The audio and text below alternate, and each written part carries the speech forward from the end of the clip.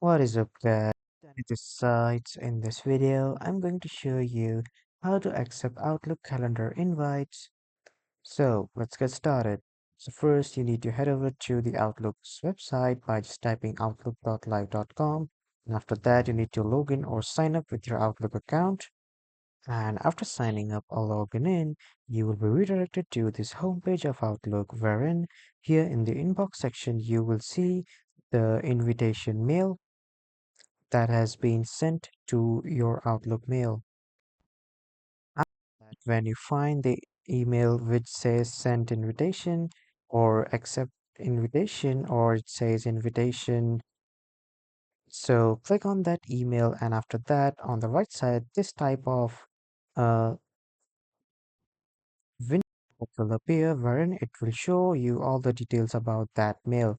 And from here, you will see the option or the button to accept. When you click on this accept button, this means that you have accepted the invitation.